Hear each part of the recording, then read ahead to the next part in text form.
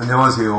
2월 13일 목요일입니다. 오늘은 고린도전서 14장 31절입니다. 너희는 다 모든 사람으로 배우게 하고 모든 사람으로 권면을 받게 하기 위하여 하나씩 하나씩 예언할 수 있느니라. 아멘.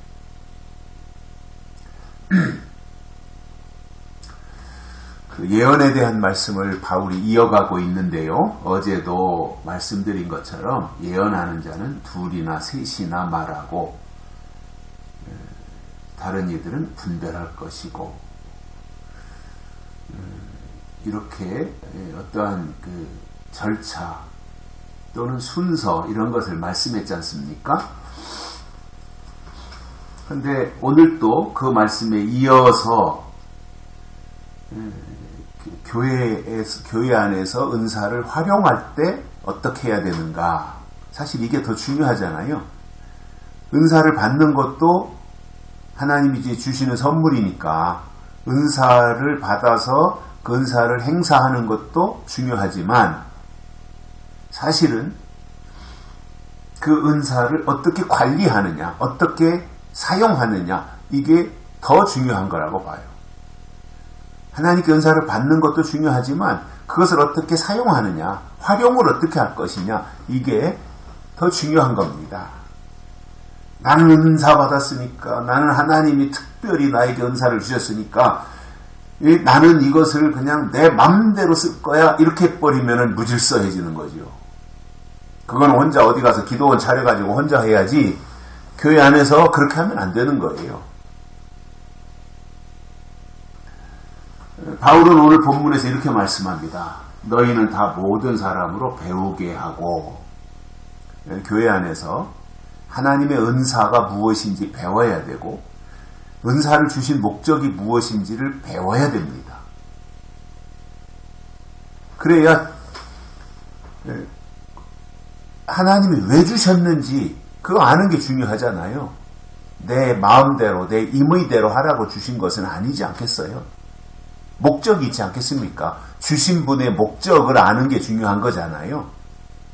그래야 정당하게 그 은사를 활용할 수 있는 것이지, 주신 분의 뜻을 모르고 주신 분의 목적을 모르고 나는 은사가 있으니까 나에게 이러한 병 고치는 은사가 있으니까 이것을 통해서 나는 내 일을 하겠다고 한다면 그것은 하나님의 선물이 아닌 거지요. 그래서 교육을 받아야 돼요. 배워야 돼요. 은사가 무엇인지 배워야 되고요. 왜 은사를 하나님이 교회에 주셨고 개인에게 주셨는지 그거를 배워야 되고요. 그 주신 은사를 어떻게 사용해야 되는지도 배워야 되고요. 그래야 효과적이 되는 거예요. 내 맘대로 할 수 있는 게 아닙니다. 주신 분이 하나님이잖아요. 그럼 주신 분의 의도를 알고 써야죠. 주신 분의 의도를 모르고 그냥 자기 욕심이나 채우겠다고, 자기 명예나 채우겠다고 쓴다면 어떻게 그것이 하나님의 은사가 될 수 있겠습니까? 주신 분의 뜻대로 써야죠.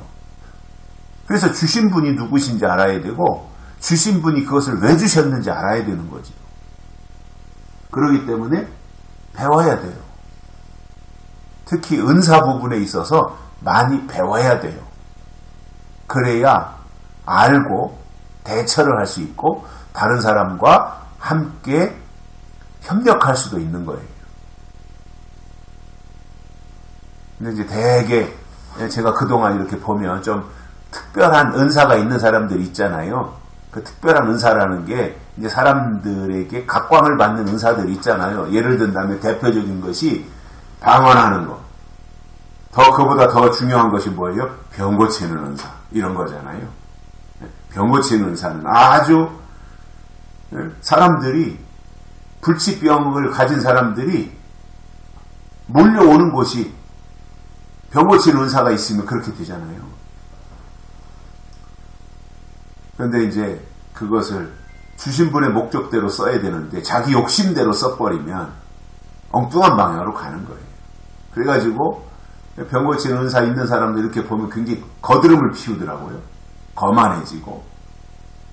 잘못 가는 거지요. 자기 겁니까 그게? 그 은사, 병 고치는 은사가 지 거예요? 주신 분이 하나님이시라면서요? 그렇다면 하나님의 목적대로 주신 분을 위해서 써야죠. 그것도. 왜 자기 마음대로 합니까? 주신 분을 위해 써야 되는데. 다른 것도 똑같아요.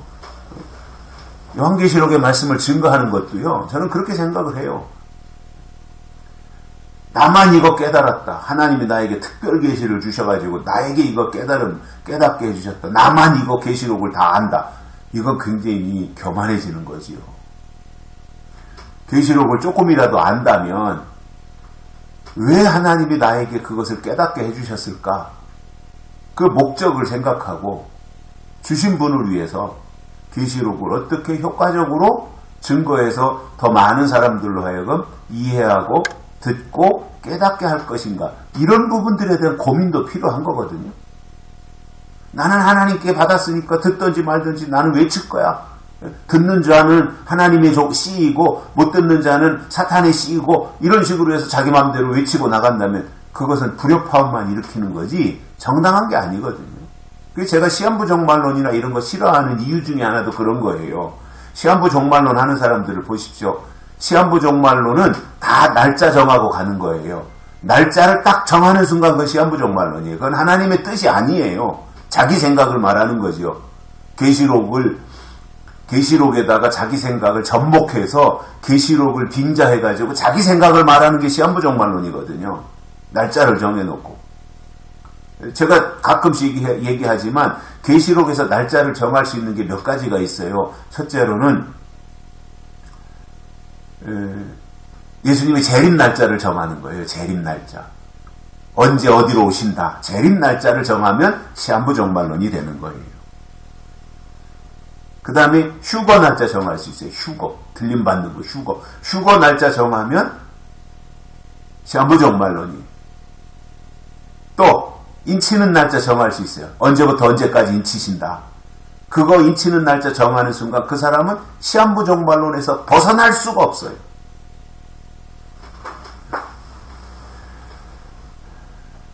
그래서 저는 시한부 종말론을 자기 생각을 거기다가 가미시킨 것이고 자기 생각을 합리화시키고 자기 생각을 정당화하기 위해서 계시록을 이용해 먹는 거기 때문에 시한부 종말론을 저는 아주 싫어합니다.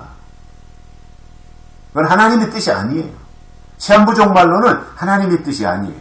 그리고 성경에서 무슨 휴거 날짜, 재림 날짜, 인치는 날짜 그 셋 중에 하나라도 딱 말하는 순간 시한부 종말론이 딱 걸리는 거거든요.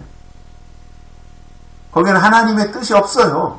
그거는 그것을 말하는 그 사람의 생각을 계시록을 이용해가지고 말하는데 그것을 듣고 쫓아다니는 사람들이 분별력이 없어가지고 이용당하는 거거든요. 다 같이 죽는 거예요. 같이 망하는 거예요. 하나님이 계시록의 말씀을 계시록을 깨달을 수 있는 은사를 주셨으면 감사함으로 깨닫고 자기의 분량대로 하나님이 자기에게 주신 그 은혜대로 그것을 잘 합력해서 감당해야 되는데 이게 말이죠. 목이 고든 백성이 되는 거예요. 거드름을 피우는 거예요.